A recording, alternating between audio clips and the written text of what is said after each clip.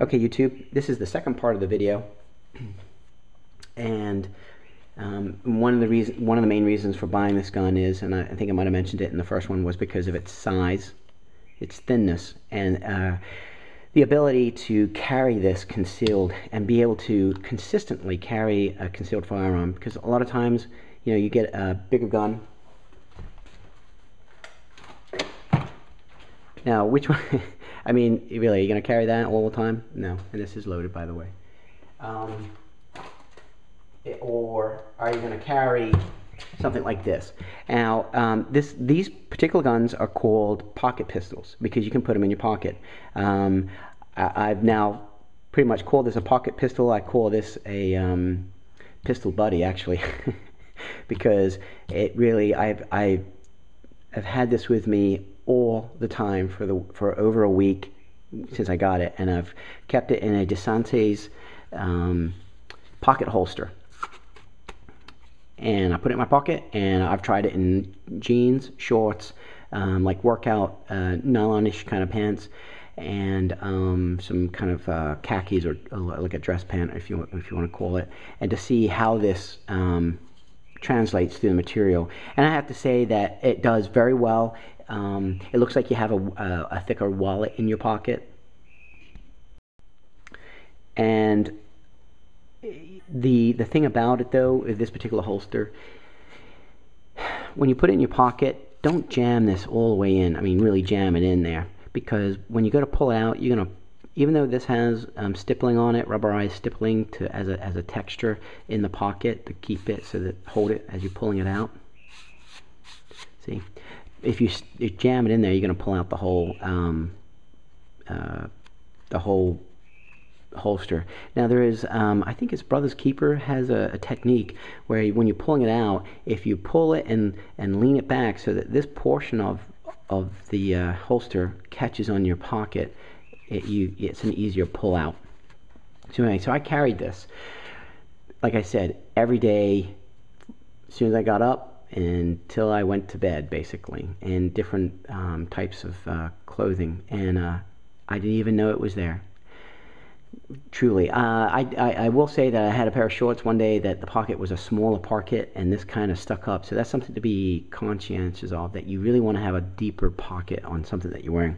Okay, so that's one method, and there's another method. I'm really fond of the Fobus holster. It's a pancake holster, and slide it in, and I tell you, these are really nice holsters. You can keep it in the holster, slip it in your pants, under the on the inside, and off you go. I did one time have one that broke here, though, so that's just one thing to consider. Also, I haven't gotten it yet, but the Fobus magazine pancake holster, I also ordered that in order to have an extra magazine. And this is for wearing with, like, you know, a pant that this will translate or imprint through. And by the way, this doesn't, even with this, because of the size of the gun, it really doesn't imprint that much underneath of clothing. Well, anyway, okay, so let's just get to real quick to some of the modifications with this gun. A lot of people complain about the bite being a short gun, snappy, and getting some webbing issues. Well, I shot this gun. I didn't get that at all. I didn't feel it. It is a snappy gun. I think if you hold the gun firmly, I think you're going to be okay. It is a little short here. And that can, if you don't really have a good grip on it, you are going to get a lot of kickback. Well, anyway, a way to fix that, I went and got a Wolf spring kit. Okay, it doesn't do anything for the trigger. All it does is for the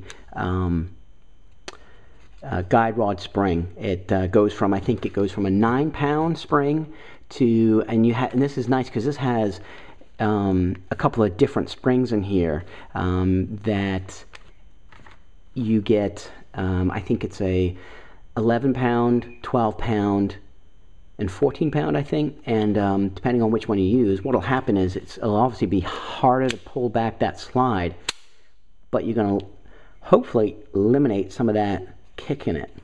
Okay, so that was one thing that I wanted to address, because that's what a lot of people talk about here on YouTube. The second thing is, there's actually three things, but the second thing is the mag extension on here. This is the mag extension that comes for the magazine. Okay, just to make it more comfortable in your hand, give you more real estate while you're holding it. I personally don't think that that really is that much more real estate. So I went and got a Pearce grip extension, and as you can see, this is quite a lot more. Alright, so it'll sit up a little higher, but it'll give you a lot more. At least I'll get 2 fingers and a partial pinky on there. Ruger only gives you 1 magazine, so I ended up buying 2 more, and the matching Pearce grips, and that should address that issue. Now, there is another issue that a lot of people don't really talk about, and obviously this is not a range gun. Real quick, this is the second video, so I don't know if I showed you it was clear or not, but it is clear. Okay. The second, third issue, and then, like I said, people don't really talk about, and that is what I call finger bite or trigger bite.